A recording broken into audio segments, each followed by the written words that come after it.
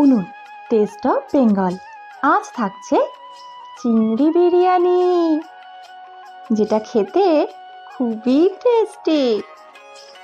বিরিয়ানির রাইসের জন্য রাইসটা আমি আধ ঘন্টা আগে ভালো করে ভিজিয়ে রেখেছিলাম, আর তার মধ্যে এবার আমি দিয়ে দিচ্ছি তেল, কয়েকটা তেজপাতা আর লবণ। এসব দেওয়ার কারণ আপনাকে পরে বলবো, তাই ভিডিওটা পুরোটাই দেখবেন। রাইসটা একদিকে হচ্ছে, আর একদিকে আমি বিরিয়ানির মশলা ভেজে নিচ্ছি। এখানে দিয়ে দিয়েছি 2টো পেঁয়াজ বাটা, 1টা টমেটো বাটা আর জিরে আদা বাটা 3 চামচ। সাথে দিয়ে দিলাম ডুমো ডুমো করে কেটে রাখা আলু। মশলার সাথে আলুগুলো ভেজে নেব বা কষিয়ে নেব, এতে করে আলুটা আলাদা করে সেদ্ধ করতে হবে না। হালকা মাঝারি আছে আমরা এইভাবে মিনিট 10 মতন মশলার সাথে আলুটা কষিয়ে নেব, আর তারপরে এর সাথেই আমরা দিয়ে দেব ধুয়ে রাখা চিংড়ি মাছ। তারপর আরও একবার ঢাকা দিয়ে দেব। এইভাবে ঢাকা দিয়ে দিয়ে মশলার সাথে চিংড়ি মাছ আর আলুটা আমরা কষিয়ে নিচ্ছি। তবে ঢাকা দেওয়ার পরেও কিন্তু মাঝে মধ্যে ঢাকনা খুলে একটু নাড়িয়ে নিতে হবে, কারণ তলায় তাতে করে ধরবে না।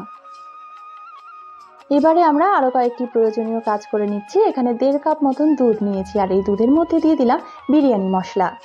দুধের সাথে মশলাটা খুব ভালো করে মিশিয়ে নিচ্ছি। বিরিয়ানিতে আরও যা যা উপাদান লাগে, যেমন কেওড়া জল, গোলাপ জল বা বিরিয়ানির এসেন্স, এইগুলো আজকে আমরা কিছুই দেব না, শুধু দিয়ে দিচ্ছি কয়েকটা জাফরান।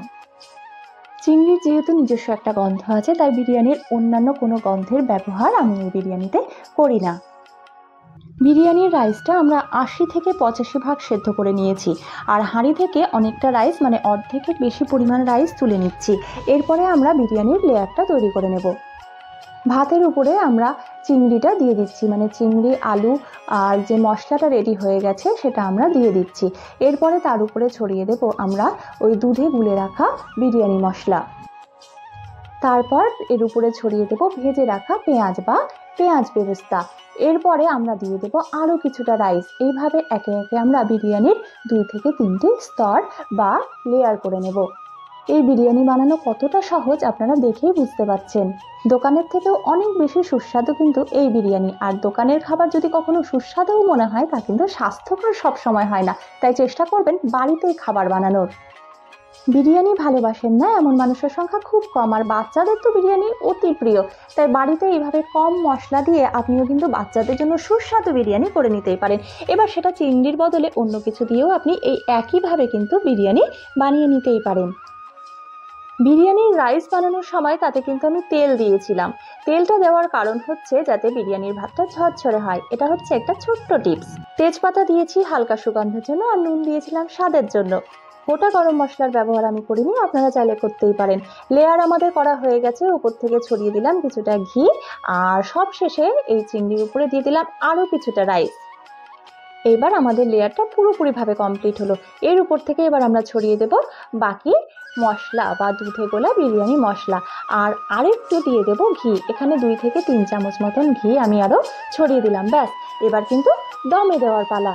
দম দেওয়াটাও কতখানি সহজ আপনি দেখলেই বুঝতে পারবেন, এবং দেখবেন তলায় একটুও ধরবে না। একটা পাত্রে জল গরম করতে দিয়েছি, জলটা ফুটে উঠে আমরা হাঁড়িটা বসিয়ে দিচ্ছি। হাঁড়ির মুখটা খুব ভালো করে কিন্তু বন্ধ করতে হবে, সেটা আপনি আটা দিয়েও বন্ধ করতে পারেন বা এরকম ভারী কিছু দিয়েও মুখটা বন্ধ করে রাখতে পারেন। হালকা আছে 10 মিনিট কিন্তু দম দেবেন, তারপরেই হয়ে যাবে বিরিয়ানি রেডি। তবে সাথে সাথে ঢাকনা খুলবেন না, আরও 5 থেকে 10 মিনিট পরে ঢাকনা খুলবেন। আমরা এবার সরিয়ে দেখে নিই যে আমাদের বিরিয়ানিটা কীরকম হয়েছে। কলা পাতায় খাবো।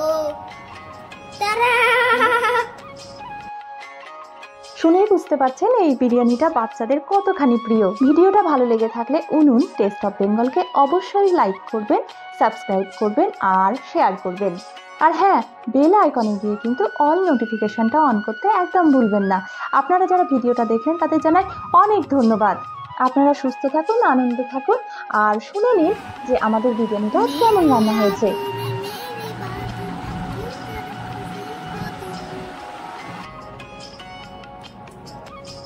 কেমন হয়েছে তাড়াতাড়ি বলো।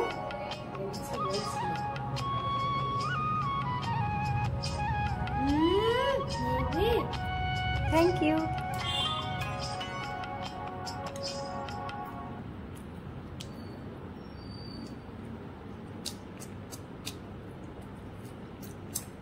চিংড়ি মাছের কি টেস্ট। দিদি থ্যাংক ইউ বাচ্চারা। যারা 5 বছর আছে তারা ভিডিও দেখতে পারবে।